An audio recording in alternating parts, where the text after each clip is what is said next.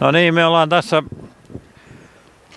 maailman ainoa Megesaktorin edessä, joka on vielä käyttökelpoinen, ja tässä tämän omistaa tällä hetkellä ja itse asiassa rakentanut 2 kertaan Pauli Haukkala Parkanosta, joka rakensi sen uutena ja nyt sitten jälkeenpäin.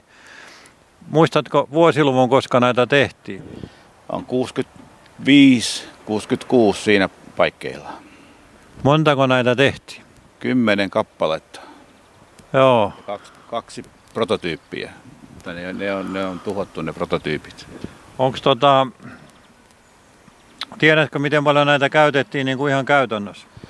No ne oli täällä maataloudessa täällä ja esimerkiksi Upinniemellä oli paloautoksi yksi tehty ja tämmöisiä, niitä oli esitteillä. Kyllä ne melkein kaikki 10 kiersi jossakin, että aina jonkin verran aikaa. Että. No sen verran on omakohtaistakin kokemusta, että kun olin tehtaalla kesätöissä, niin meidän tehtävänä oli saada rikkoon näitä autoja. Mettässä ajettiin ja kantoja vedettiin ja niin poispäin. Kerropa, minkämoinen kone täällä nokalla. Täällä on Steverpukin bokseri, 2-sylinterinen 600-kuutioinen bensamoottori. Paljonko löytyy tehoja? 25. 25 heppaa. Joo. Tässä oli niin kuin, mikä tämä idea oli tässä, että täällä on tämmöiset aisat perässä ja kettinkin veto mun muistaakseni.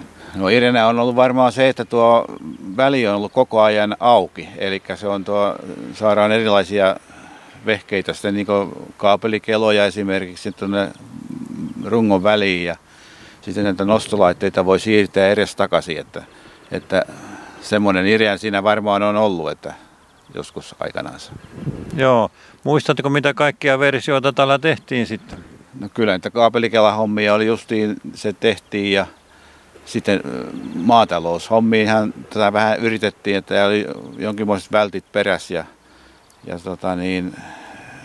joku lavasysteemikin oli ja kyllä tässä kaiken näköistä konstailua oli, nostureita oli ja vehkeitä. Joo.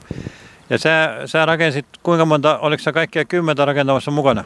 Kyllä mä oon ollut justiin, että silloin kun on mennyt sinne töihin, niin heti meni suoraan tälle kokoonpanolinjalla, sitten miskä sen voi sanoakin, niin sen aikaista linjaa, että tehtiin ja kiirus oli kauhia, että ylitöitä täytyy tehdä paljon, että saatiin kuntoon.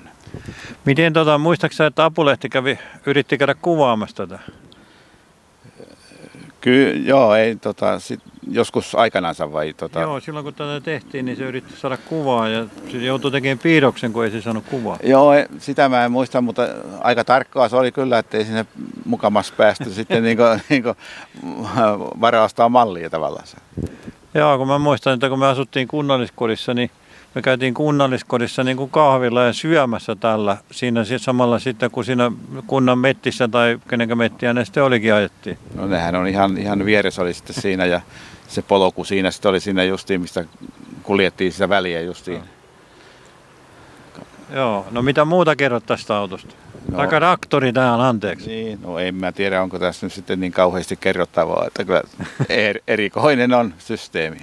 Joo, ja tämähän on nykyään sun omistuksessa, mutta aika usein nähtävänä niin kuin tuolla Parkanon automuseossa. Joo, se on siellä se niin kuin pääasia on ollut, että ei se kotona ole, kun ei oikein ole hyviä säilytyspaikkoja, niin ei tätä oikein pihalla viittisi säilyttää. Joo. No sen verran voi sanoa tästä ympäristöstä, että täällä on paloauto, entinen paloauto, Porsche ja kaiken näköistä muuta.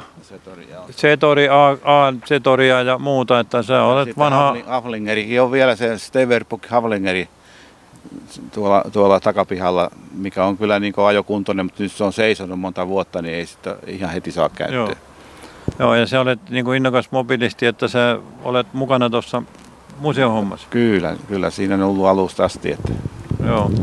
No me ajetaan tällä vähän vielä, otetaan still-kuvia lisää, niin kiitoksia tästä.